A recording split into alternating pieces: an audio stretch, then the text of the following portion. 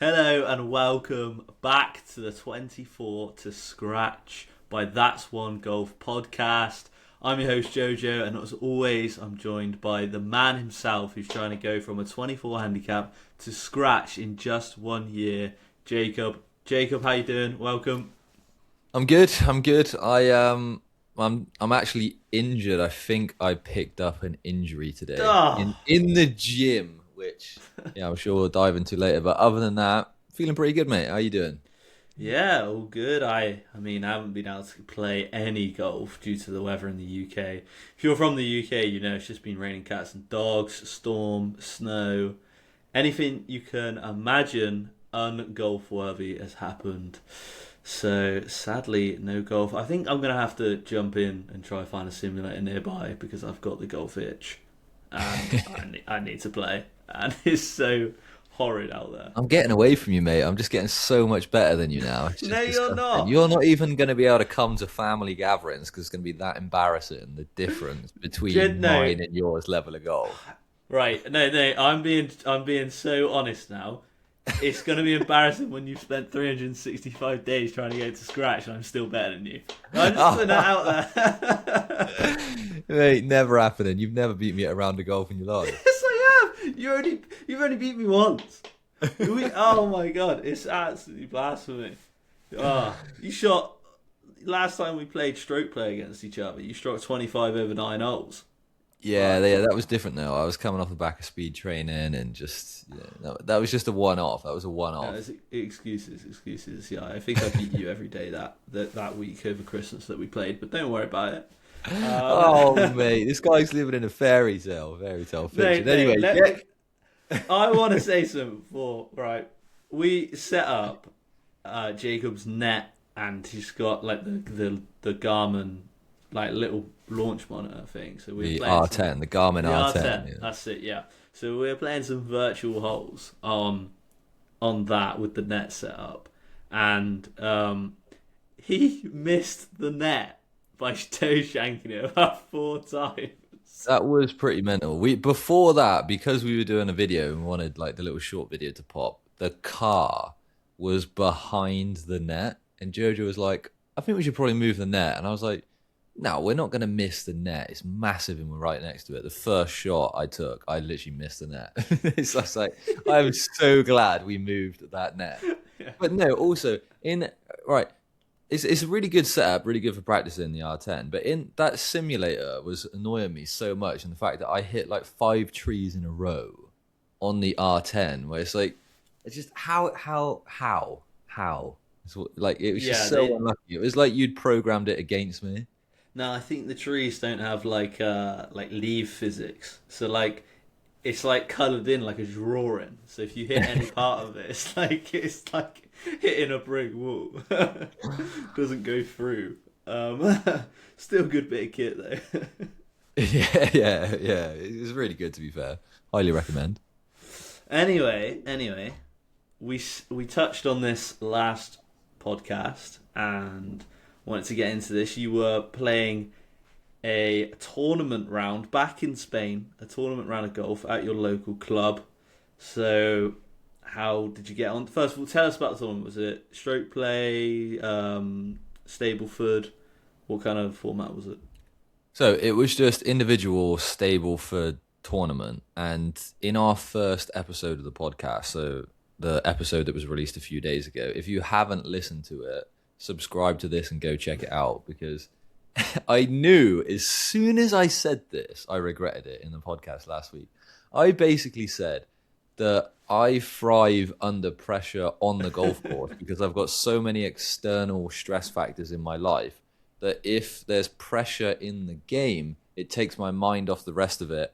And that's the only way my mind gets off the rest of it. So I perform really well. And I estimated, I think I said I was going to shoot 92 in the tournament. But basically, what happens is I wake up on tournament day and it's like a crazy storm, but it's sunny, but it's just crazy winds. And I was like, this is definitely because I said I was going to do well in this tournament today. So, Stableford turned up. I had the best initial drive of my life. Basically, I'm doing this weird thing now. It's not weird, but I feel so much more flexible that I'm just flexing so much more in my backswing, especially with the drive. And I absolutely bombed a drive down the middle. I started on my tee time was starting on hole 15. So I started on hole 15, which is like a really long par 5 in my home club. Bombed it straight down the middle. Now, problem with my home club, right? And as I bombed it as well, the best feeling in the world, because obviously I play in Spain, so I'm playing with a bunch of like Spanish and Catalan boys.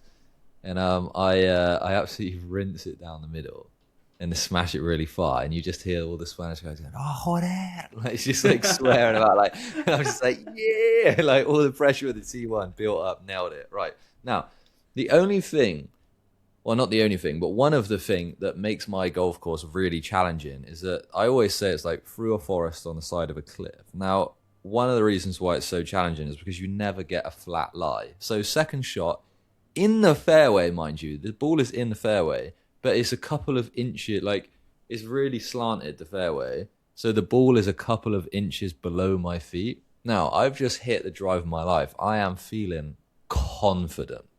So that 5 wood comes straight out the bag, right? Pikachu head cover off, up to the ball, not even overthinking it. I know I'm going to absolutely stripe this. And I just basically top it into the ground. Like into the ground in dry Spain. Like just smash it into the ground. And I'm like, oh no. And then I basically, like, I really, really let that get to me. I was on like 2 hours sleep from like a terrible night with the baby screaming all night, and it just triggered me. I got like really like stressed by it and angry, and I just let my head go on that hole, and I opened up with a quad bogey on the first hole. Opened with a quad, and then I think it went along the lines of like quad, triple, double. And I was like, should I just go home? like this is embarrassing. What's going on? But it was on one of the holes. Right. Okay, so I am getting a bit deep into this now. But so I started on hole 15. So then it was like hole 16 was also terrible. Hole 17 pretty bad. Hole 18 was really bad as well, but for like a good reason as well. So basically, it's a par 4. It's a dogleg right over a lake. Now behind the lake, obviously as it doglegs round, is where the fairway is, right? So you want to go over the lake and into that bit of the fairway. And I would say it's about 215 yards to 240 yards maybe. Is that like zone where you've got to land it in, right? If you've been watching my videos and watching the YouTube channel, I'm not traditionally a big hitter with any club. Like, I don't have like a 250-yard drive carry in the bag. I just don't have it. But with the training that I've been doing recently and this flexibility that's been like added to my tool belt, and I was so frustrated from the last couple holes. I was thinking, this is going to be the worst one of my life. I don't care at this point. I've just got to enjoy it, and I've just got to try and like play some miracle shots. The score's out the window. Let's just try and be as good as I can be now, like without pressure. And I just basically extended all the way back as far as I could in the backswing, and just feeling good, feeling really flexible. And I was just let out all this anger in the swing. And I connected with the ball so well. It flew over the lake, and it carried the trees on the other side into the outer bounds. So I hit like a 250 carry drive, which is the only time in my life I've ever done that. But I smashed it out of bounds, and then was like 3 or 4 off the tee or whatever it is. It's just like on a ridiculously hard hole anyway. But then after that, it picked up nicely. I just cooled off, and I got quite a few bogeys and pars after that. So because it was Stableford, I did pretty well in the competition. So I actually in the end got 34 Stableford points, which is decent, which is a very decent score. That's very good, yeah. I'm thinking like as I added up my card at the end, I was like, oh, I might be in the running here, you know. Started bad, but because I like collected quite, and I like was, you know, getting pars on holes where I had a shot on, so it was like net birdies, and I was like, yeah, no, I'm feeling good about this. I posted an Instagram story today to the page That's One Golf on Instagram, and the guy that won it, 49 Stableford Oh, points. that's 49. ridiculous. So, Did you- like, I came like 25th or something in the competition with 34 Stableford points. Like, how ridiculous. like, obviously 36 Stableford points is you shot your handicap, right? So, or like, in terms of points, you would shoot your handicap, because that would be a net par on every hole, essentially. So, like, like, what is this guy's handicap? No, And, I and how worked are it you coming out. 25th? Like, Right, one, he had a 38.9 handicap. Should not be allowed in the competition. Should not be allowed in the no. competition. Two, how has he got a 38.9 handicap when he probably shot like 93? Yeah, that's ridiculous. Does your club, because some clubs do it in groups, so that you'd have like everyone who is a 1 to 18 or like a scratch to 18 handicap is in one group, and then everyone from an 18 to 28 handicap is in another group, and everyone above that is in another group. Does your club do that or anything? It does do that, but what it also allows for is like mates to play with each other. So like it does get like a bit mixed at times. So like a lot of like in Spain, I would say the demographic, like the average golfer is pretty old. I would say I'm the youngest person at my golf club that consistently plays golf by 20 years at least. Like it's crazy the difference between Spain and golf in England. Like if you go to a non-touristy area in Spain and go and play in a golf competition, I think the youngest person you're going to find is like 55, Yeah. like without a doubt. And so like people play with like their wife and stuff like that, and like so the handicaps get like a bit mixed. But I tell you what, saying that brings me on to another point of what happened. I've never had this happen in a competition or out of a competition anywhere on a golf course. Is we were on that 18th hole, and I felt like I was under artillery fire. So my group's like sort of a mid-handicap group. I think the lowest in our group was a 14.2 or something like that, and the highest was like, I don't know, 20 something. But the group behind us, I think, had like caught up and overtaken a few people. And they were like, I don't know who they were or what the scores were, but they must have been quality because we were on the green on the 18th. So like our third hole because we started on the 15th. And I noticed a ball like roll up to my foot. And I was like, where the hell did this come from? And I looked down and there's guys like doing practice swings and stuff like 150 or like 200 yards away or whatever it is. And I was like, nah, they would, because you're in a tournament, right? So all four of us are crowded round the flag, just putting. And I was like, nah, it can't be. And we're all looking at each other like, I don't know, like it can't be them. Like you wouldn't have done that, right? Yeah. And then, boom, another ball comes down, right? Like shaking, whoa. And then like arms up, like, wow, what are you doing? And then a couple seconds later, another ball comes flying down, right? So it was like we were constant artillery fire. One, they're all hitting the green. So from like, I would say like maybe 150, 160 out, all of them hit the green. But they actually hit into us.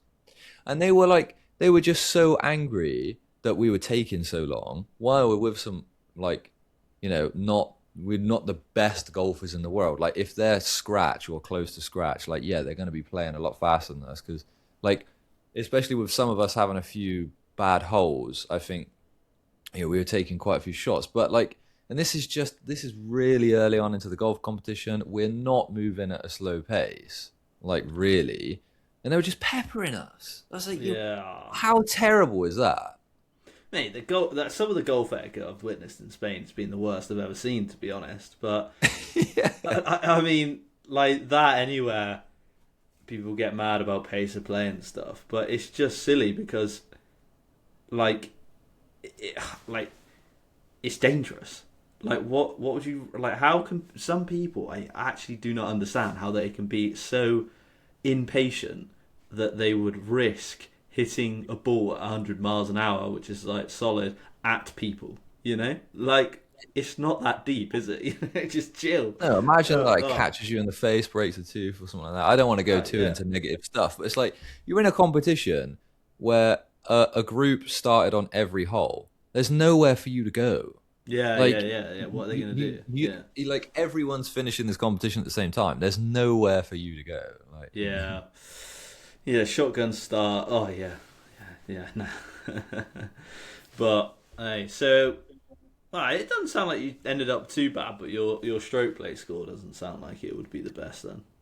yeah, no, stroke play was atrocious. Like atrocious. I shot 102, which for me right now is way off the mark of what I'm shooting.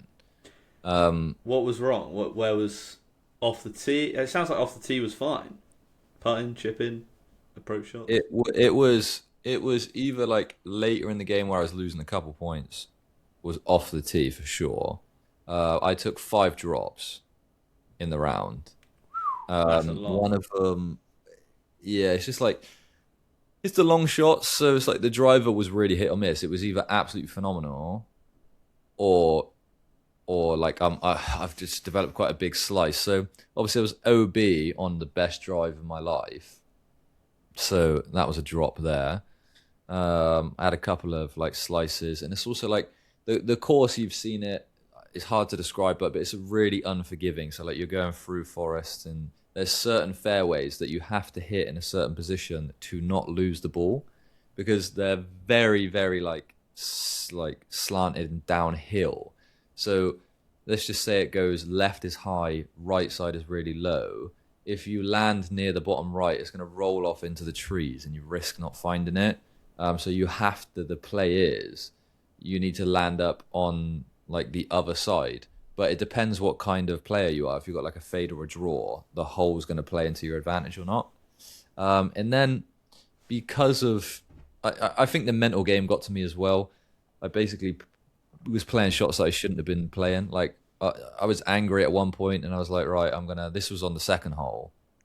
It's a dog leg right, and I was like, well, I have got like a bit of a slicey fade at the moment, so I'm just going to try and smash this over the trees, cut the trees, and get to the green. Ridiculous decision. Who do I think I am? Like, lost the ball instantly. So it's like it's just decision making, but like I wasn't in the right headspace. I was like tired, stressed. I just need to like now I've come to the decision with my wife that I've actually set up like a spare bedroom, and on the nights where the baby's being like absolutely terrible, just so I can like work and continue to work well without just being completely burnt out. I go and like sleep in the other room. So this week I've been able to get like a little bit more sleep, and I'm already feeling like so much better. Nice, nice. Only man in the world that can do that when they've had a new baby. Like, yes, other dads listening to this thinking, "What the hell?" Right. Well, I would highly recommend it though, because it's just because like we're at the point. It's like why are we both going to be exhausted? And then so it's like obviously when there's going to be this transition period when Christina goes back to work, and we change the baby from breastfeed into solids, and it's like right, I'll take the baby this night, you go get a good sleep, and then like you kind of like alternate if the baby's still being bad. But like I love baby Maya to bits, but she is got massive problems sleeping. Like she just doesn't sleep. Issues. Anyway, you alluded to this at the start. You got an injury from the gym. I wanted to ask you about your gym routine and stuff because new year, new me, and all that. I'm gonna hook myself up with a gym membership, and because there's one down the road from me, and start going. But Dude, what's your gym routine like? one, I would highly recommend it. Two, gym routine. So, as you know, I'm like really good mates with Stephen Box, who is like an ex bodybuilder, nutritionist as well. Had a nutrition business for a very long time. So he set me up with a training plan a while ago for a video that we did, which was I trained like Bryson for a month just to see like how much weight and muscle I could pack on. And since getting back from England to Spain, and now I'm back at my gym, I've just been basically jumping back into that routine. So for those of you that aren't like into like gym talk, well, maybe this is for those who are into gym talk, but I'm doing a push pull legs routine at the moment, which basically means that it's 3 different workouts. So you could either do it like 3 times a week, or if you wanted to push hard, 6 times a week. And you basically train push exercises one day, which is things like, bench press, like flies and stuff like that. And then the next day is pull. So you have like a barbell pull, like a deadlift kind of thing, which I'm not doing deadlifts because I don't want to risk injury. And then you've got legs day where you train legs. So there's like 3 different days. So it's like usually what I'm adjusting it slightly now because I'm basically trying to minimize injury after today. So what happened today was I go in and it's really, well, I mean, it's Spain, so it's not that cold, but it's like cold in the mornings. I'm going down early. I'm getting to the gym for like 7 a.m. It's still dark outside. It's not that cold, but it's like, 6 degrees, whatever, so it's pretty cold. Walking in, cold. And I started with, I think it's called a barbell row. So this is basically where, imagine you stand up tall and then don't move your legs and like bend forward to like look at the floor. You stick out your bum a little bit and you grab a big metal bar. You can stack weights on it. And as you're like hanging over forward, you pull it up to your chest and like squeeze like your shoulder blades basically. And as I was doing this, I just heard like a big crack like in my like in my neck, right? So it hurts me to look left, right, up and down. Like I have to like maintain still. I'm on a fair amount of painkillers now because I had to go and film the golf video today. I was like, I'm not giving up. Like I'm just gonna do like some lag pattern exercises today, right? So like it's like I've got a physio and a doctor appointment tomorrow, which I'm going to go get this checked out. But I'm hoping it's like I've had this before, where it's like I think it's where I've like got desk job posture. I'm not like putting the weight in the right place. I don't know. I'm not technical enough to know this, but it really hurts, and I get this like throbbing sensation. Like it's okay now-ish on painkillers, but when I'm not on the painkillers, I can feel like this throbbing sensation of pain that like the pain goes down the bones in my arm with like my heartbeat. Oh. And it's just like I'm not gonna try and swing a golf club until I've got like medical approval. So it's just for the next couple of days, it's just gonna be putting, and like low impact exercise. Recovery is going to be a good thing, but this is why I wanted to change the gym routine as well, because the gym's hard when you're training for golf, because on the one side you want to train as hard as possible to gain as much muscle and strength as possible, but the harder you train, the more sore you're going to be and the less like well you're going to play golf. So it's kind of like this weird thing, but yeah, I don't know. Well, Either way, I'd recommend you and anyone listening to like train if they want to become decent at golf in the gym. yeah, I mean, the professionals train in the gym, don't they? I mean, they wouldn't probably 40, 50 years ago, but now you have to go to the gym to be competitive. You need that power from that the gym can give you to be able to reach the distances to be competitive, especially on, say, the PGA Tour or something like that. And if you can get a gain in power and control, because I think that wrist strength and arm strength can lead you to have a better control of the golf club when it's in your arms as well. Then you're only going to get better for it. But I know what you mean, like, especially with you training every single day, there is a juxtaposition of or problem with being achy and horrendous from the gym and then trying to play golf on top of it. Yeah, because it's like if you've ever done a big leg day before and you can barely walk down the stairs of the gym on the way out and you can't walk for 3 days, like, how are you supposed to perform at golf when you can barely stand up? So Well, it's yeah, like, yeah, maybe you need to tone it down a little bit, like yeah, as in no, the gym as that's well. what I'm Yeah. saying. Like from the start, like in the Bryson video, that is one of the main things that I cover. Is like from the start, I knew that because of the research that I did, it's like number one thing that pro athletes do in their training is basically isolated exercises to avoid injury, to minimize the risk of injury. Because basically, if you do something like a deadlift, right, which is essentially you're just picking up a massive weight off the floor. It's like you're bending down and picking up a massive weight off the floor, picking it up. It's essentially activating a ton of, you're just using so much of your body, like legs, arms, this, that, and the other. And it's really hard to like isolate. So it might be like too heavy for one part of your body and like your other part of your body's like strong enough. Like it's just those types of exercises are really risky for injury. But if you were to just do like essentially like, I know it's not the same, doesn't work the same muscles, but like just like a bicep curl where you're just grabbing a weight with one hand and then just bending it. It's like you're really only activating very few muscles, but very specific muscles. So the risk of injury is a lot less. And so I knew I was gonna like, or I am doing that from the start. It's just always getting caught in this conflict of like, how far do you go weight wise when you're doing those exercises? Because I get worried about like doing too little and it having no impact. Yeah, fair enough. What about the what about your kind of now your golf training routine? Have you got a set routine of like a plan on what you work for every day? Like, do you go to the range? You do obviously not today when you've been injured, but do you do a bunch of putts? Like, do you do like, all right, I'm gonna start with putting, and then move to chip in, then I'm gonna do this drill for my irons, and then I'm gonna hit a few drivers, or is it just like different every time you go?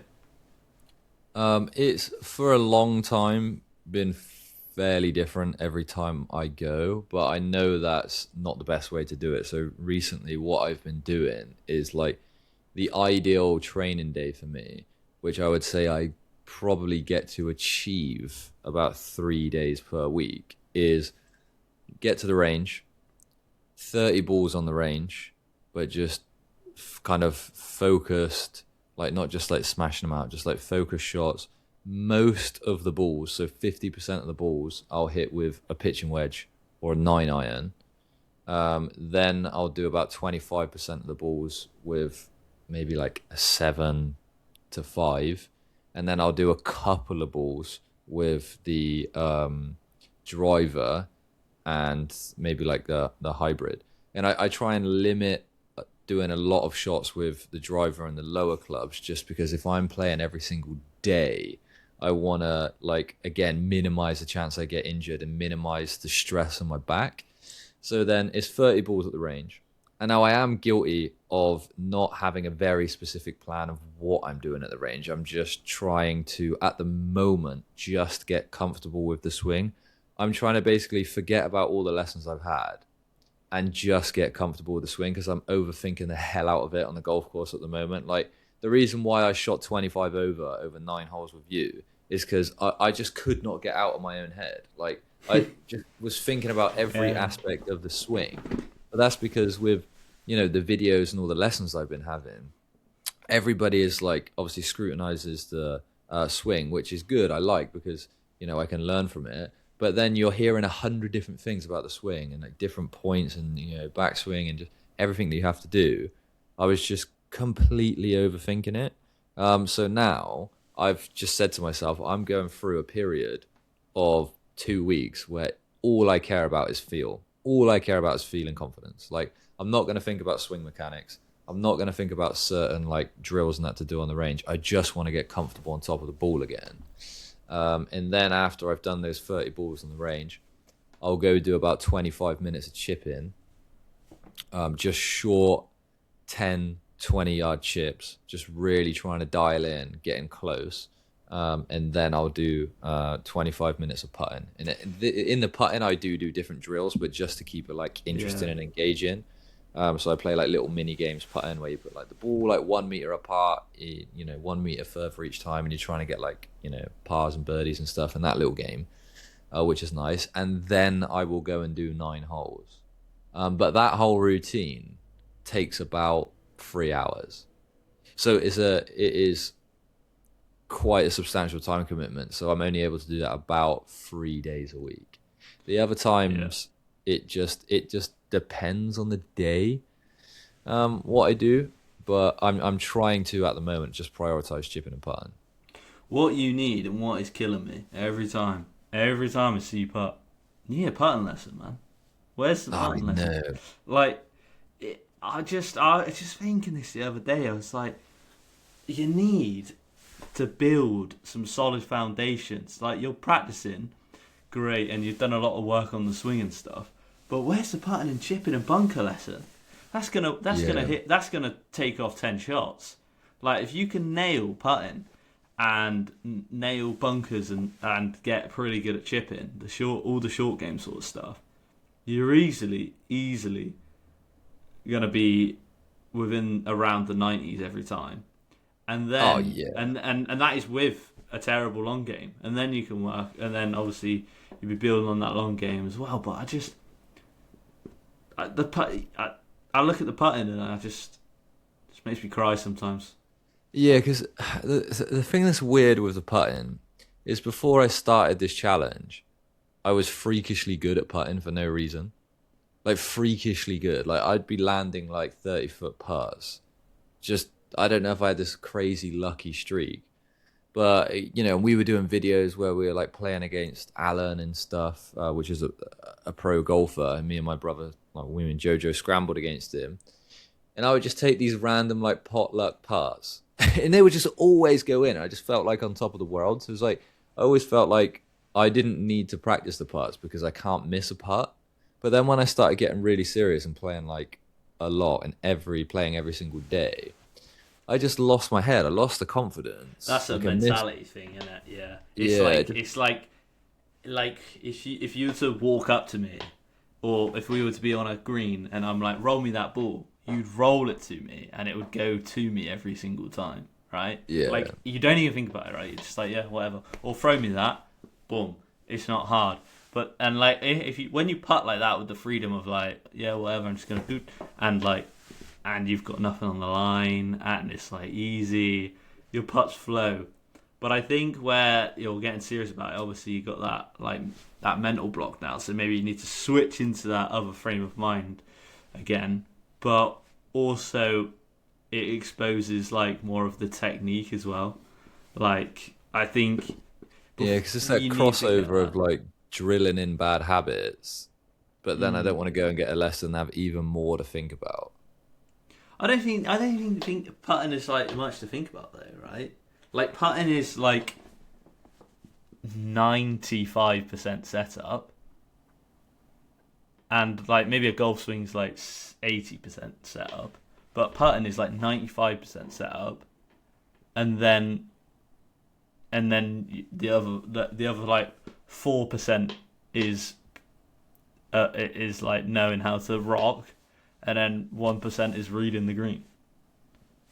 Yeah, like, I'm terrible at reading the greens as well. Yeah, like, but that is literally the worst part of my game, is reading the greens. I'm like 2D blind. You could learn that, but like I just mean like if you go and get set up properly, if someone goes like, this is how you set up, this is how you get into a position every single time, you're gonna be flying. But look, I think that's something you need to do, and your next lesson should not be a swing lesson. If you go to Alan, it should be a putting lesson. Yeah, 100%. Like, I'm just like, the next lessons I get from Alan, like, depending, I'd like to go down this week. I'm going to see how this injury plays out tomorrow at the doctor's. But I would like to just focus on the short game for a bit. Like, just maybe that is January's dedication, is just the short game. Like, the swing, I just need to leave it alone for a bit. Like, we've seen the improvements. Like, there is vast improvements from day one till now. It's like night and day. It is crazy. Even though my swing might only be like a 7 out of 10 now, everybody, like, the comments that we get on 7 out of 10? Yeah, definitely. No, What, you reckon it's lower than a 7? A 7 out of 10. Out Yeah, of definitely. every single person in this world that plays golf, we're ranking them. We got people like Adam Scott and Jake Knapp and stuff like that, and we're saying like, oh my god, it's gorgeous. Well, no, It's- we're it's- talking it's we're a 10 talking out in of 10. like in relative terms here, because then you would have a swing of like a toenail out of 10, if we're, like including like like if the top person on the PGA Tour is a 10 and the bottom person on the PGA Tour is or like vice versa is 1 down to 9, then what's the rest of us? Are we just all sharing the point zero? Nah. I'm thinking like people. Most people on the PGA Tour are 9s and 10s, obviously, because that's why they're there. They're like 9.8s and 10s. But I'm just saying that like after the PGA Tour, then you get into the lower tours, and then like I'm thinking like all of professional golf down to like Alan, like down to even like PGA professionals at clubs. That probably goes down to about a 7 out of 10. And then you look at the scratch golfers in the 7s and 6s, and then I'm thinking yours are like 4. I'm thinking mine's probably like a 6. Yours is probably like a 4. All right, so I'm saying I've got a mental confidence issue at the moment. You're like, your swing's tragic, mate. Yeah, but I'm your younger brother. I'm never going to big it up, even if you look like Jake Knapp. No, I get what you mean. That's fair enough. I think 7 out of 10 in terms of where I want it to be. Like, I know I ain't gonna hit the ball like a PGA pro. Like, I'm not getting to a 10 out of 10 swing, but like for me to get to scratch, I think I'm like 7 out of 10 of where it should be. Oh, like the last 3 points is the hardest 3 points, obviously. But I mean, definitely in that lesson, the latest video that's gone up on the channel, lesson with Harry, and you do some swing work, and that was probably, I think you were like day 64. I think you said in the video, so it's around 40 days ago now. But like, yeah, that's crazy, isn't it? yeah, that is crazy. But the swing was looking good, like actually, and the numbers were decent. You could like normally playing with you, and we're on a 130-yard par 3, and you take out a 7-iron. I just can't believe it. But you're in that lesson, you're actually hitting it 155-yard carry, which is better, which is where you need to be, really. I mean, the embarrassment I get when we're stood on a tee and you pull out a 7-iron to hit it 130 yards, and then you hit the green as well. Yeah, I know my goal. There's there's a course near me called Rayos, and there's a 185-yard par 3, and like I haven't played it like recently, but like before I started this challenge and before I improved my drive, I would always take out the driver on that par 3. Ridiculous. Always. Are you a 17-year-old girl? Everyone looks at me like, "Are you all right, mate? You're taking a driver." They're like, "You do know it's like there's a road if you go past it." I'm like, "Mate, I ain't going past it." Trust me. Oh, that's ridiculous. Hey, look, it's not about how far you hit the clubs at the end of the day. Like it is about knowing your distances, but Yeah. But fair enough. Hey, look, talking about the PGA Professional, PGA Tour and stuff, the upcoming season. I think it's begun, but I think maybe professional golf actually kicks off this weekend with I think there's like the Dubai Hero Classic or something like that on the DP World Tour. Are you? Because I know you have not watched much professional golf aside the majors last year. Are you going to watch any professional golf this year? Because I think you'd learn a lot on this journey to scratch, especially course management sort of stuff.